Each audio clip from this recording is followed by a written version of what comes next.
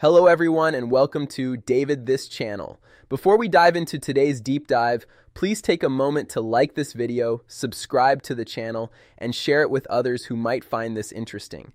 Today we're exploring identity politics, when ethnicity becomes a geopolitical weapon. History shows that wars aren't always fought with just tanks and missiles. They often begin with ideas. Specifically, the idea that people sharing the same ethnicity, language, religion, or ancestry should belong to a single political entity. This is identity politics applied to statecraft. It involves the mobilization of cultural identity to justify political influence, territorial claims, or strategic intervention. While preserving heritage is positive, weaponizing it creates global challenges. Let's look at the Russian diaspora. The collapse of the Soviet Union in 1991 left millions of ethnic Russians living outside the new borders of the Russian Federation in places like Estonia and Ukraine. For years, this was just history's legacy. However, Russian leaders increasingly emphasized protecting compatriots abroad, a concept that has dominated recent political discourse. The 2014 annexation of Crimea and actions in eastern Ukraine were justified by Moscow as protecting Russian speakers, though these claims are widely rejected internationally. Similar tensions exist in Moldova's Transnistria region. For Baltic states, these experiences raise concerns that minorities could become focal points for external political pressure. History provides earlier warnings, like the Sudeten crisis. Before World War II, 3 million ethnic Germans lived in the Sudetenland region of Czechoslovakia.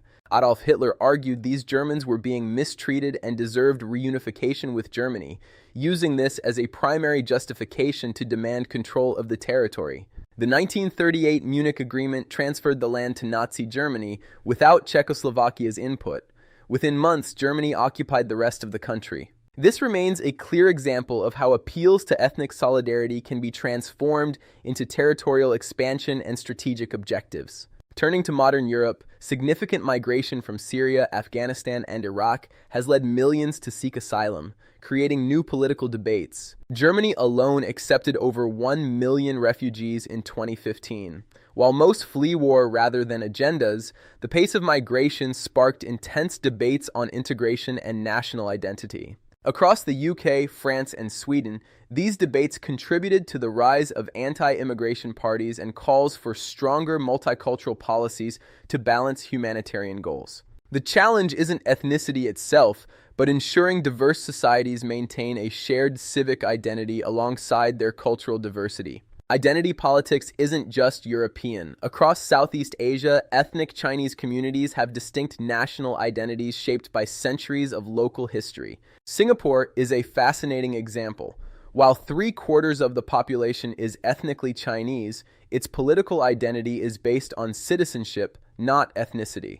Founding leaders emphasized that Singapore is a multiracial nation whose citizens are Singaporean first, regardless of race or ancestral background.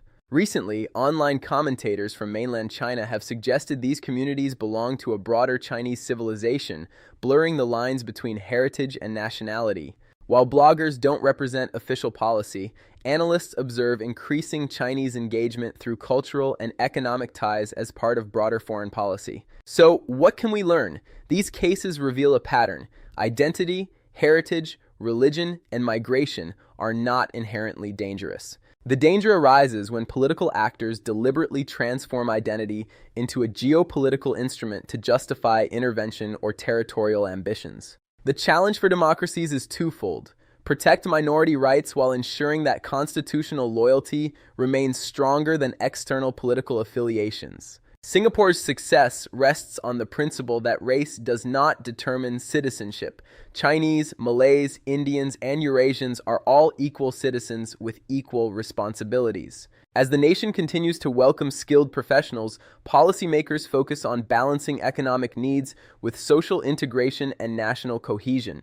Ultimately, resilience depends on a shared commitment to sovereignty, multiracial identity, and independent national interests. In conclusion, history reminds us that identity can unite societies, but it can also be manipulated by those pursuing strategic objectives. The lesson is not to distrust people based on their origin, but to remain aware of how identity narratives can be employed in global politics. Strong institutions and inclusive civic identities are our best safeguards. The ultimate defense is a common national identity that transcends race, religion, and ancestry. Thank you for watching this deep dive on David This Channel. Don't forget to like, subscribe, and share. I'll see you in the next video.